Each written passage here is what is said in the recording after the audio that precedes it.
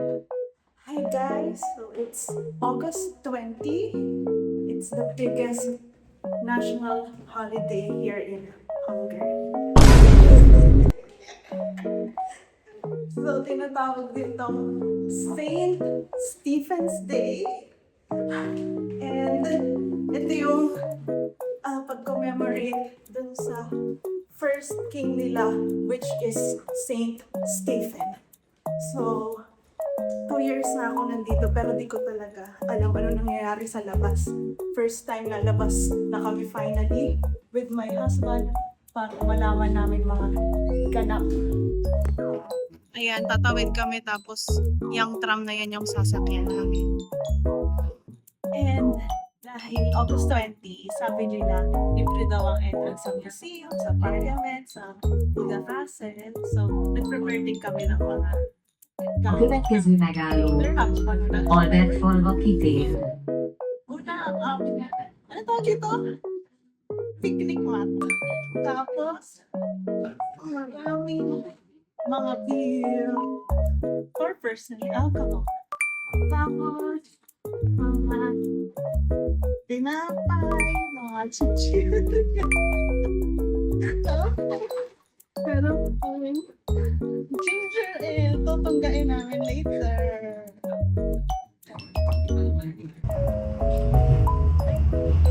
Mas malayo ata lang pag orange. Tere, gusto mo ba? Dalawa kasi ito eh. Pupunta muna kami sa tropa pips namin dahil mag-iwan kami ng gamit. Kasi pupunta kami sa parliament today, maggagala, and later makiki-overnight din naman kami sa kanila. So, Libre kasi yung parliament ngayon, so try namin puntahan para makita namin yung loob. Kasi 20 euros din yun eh, di ba? 20 ba? 20? parang 20. Yeah, ganun. So medyo pricey siya. So ngayon, libre siya. So, igala kami doon. Hey! Dito kasi, nakakalito. Kapag sinamping second, para na siyang third floor sa Pinas. Kasi merong 0, 1, 2. So pag dalawang palapag yung bahay mo, first floor lang yung para sa kanila. Ito na ba? Oh. Hello! Tuloy! Nagtatry kami mag-vlogger. Pag walang nanood. Ito na sila. Makikiiwan muna kami ng gamit. Para wala kaming dalahin sa parliament. Vlogger. Tingnan lang. Try lang. Panindigan mo yung hanggang mamaya See you later! See you later! Alligator! Bye! Bye! Ayun o, may resto dito. 6 chicks. Free sample. Ano, kain tayo? Try before you buy. Oh, next time. Daanan natin yan next time. Noted. May free sample sa 6 chicks. Ah. Okay, pag nagugutom kami dyan kami busog tayo.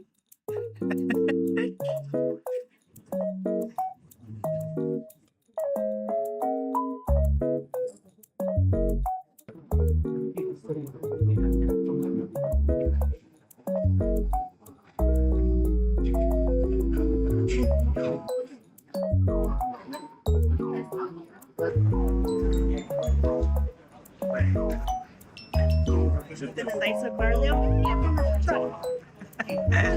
Ayan, tara. Sergio.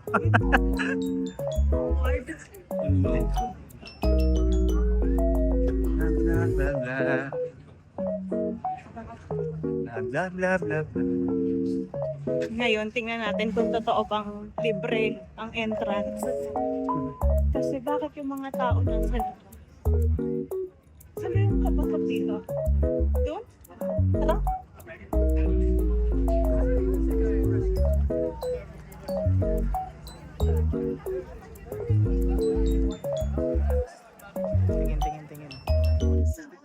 Ang haba ng hila.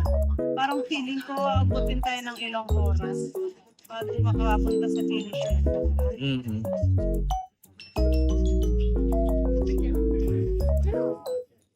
Kumaanak naman siya. Sila mo, paiba siya. I think mabilis yung andar. Pwede natin i-try pa din. Pero, bilang ganda sila dito guys na portable water. Yeah, tingnan natin ano pa Libre yun. lang yata. Libre din.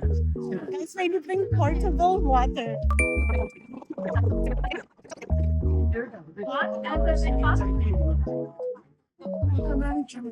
Ikaw din?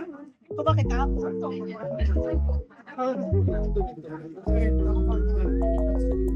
Portable water. So, mission failed guys.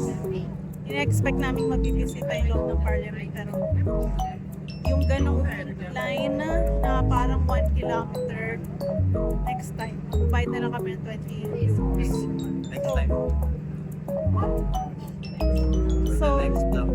sa ngayon, i-review na lang namin yung nakuha namin portable water. Lasa siyang malinis. Parang lasa siyang safe. Kasi yun yan. Pero 4 over 5 lang. Kasi mas masarap pa rin yung tubig kagaya ng mga absolute gano'n. May lasa siyang masarap. Ito parang mineral.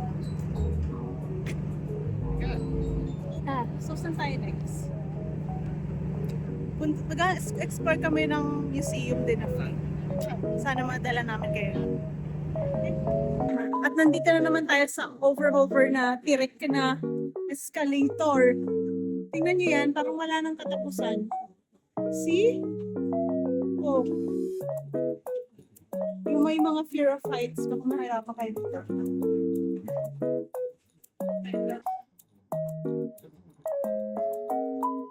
Nandito na tayo sa Hungarian. Uy, Wala pa. takbo na.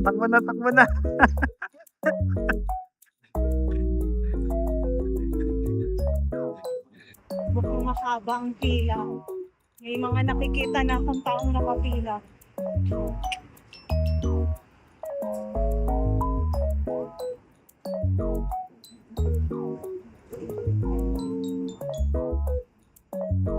Parang walang pila.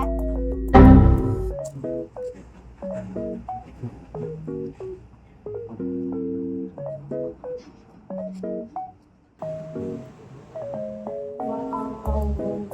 Alam niyo guys.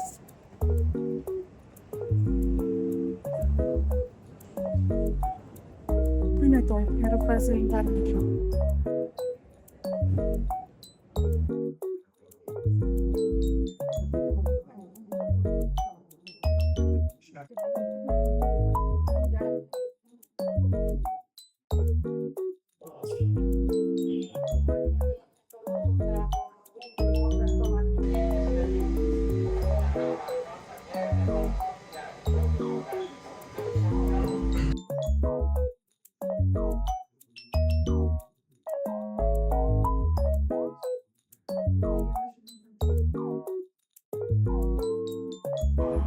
So, tapos na kami sa Hungarian National Museum.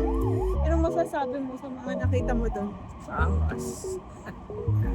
Puro history ni Kossuth Lajos. Halo-halo eh. May mga nakasulat na about sa Americans. Nandun din si George Washington.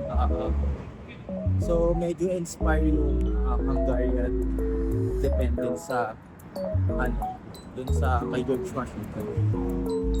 Parang Hungarian-American dream. And nakapasok namin siya for free kasi ang regular entrance ata dun 10,000 forints. So, yes. Buti kahit Pare. ang init.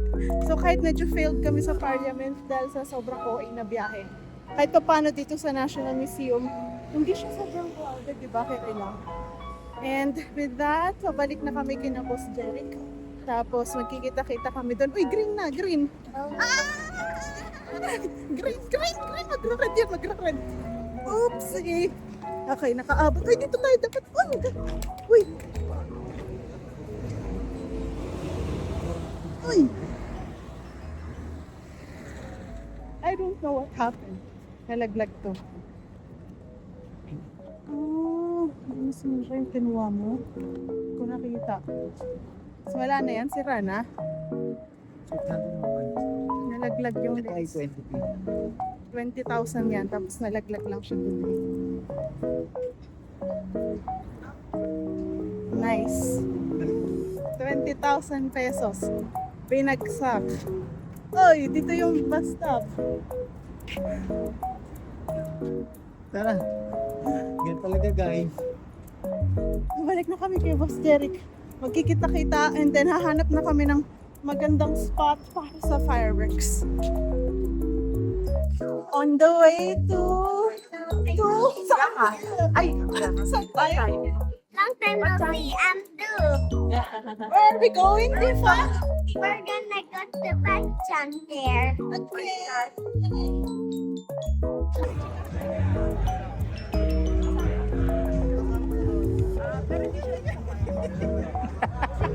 Ano may sayat?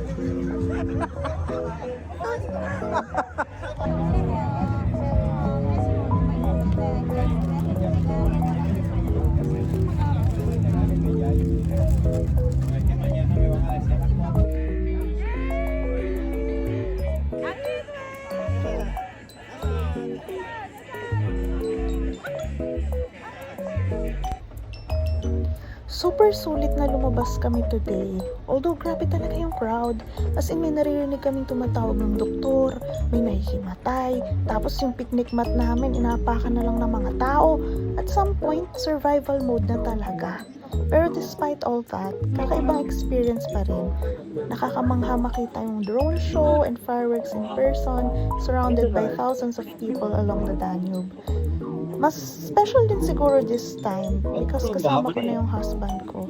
And habang pinapanood ko to, hindi ko maiwasang isipin, sana kayanin namin yung buhay dito sa Budapest. Hindi naman laging madali and marami pa kaming kailangan i-figure out. Pero sana little by little makabuo kami ng magandang buhay dito. Pero for now, enjoy lang muna namin kung anong meron.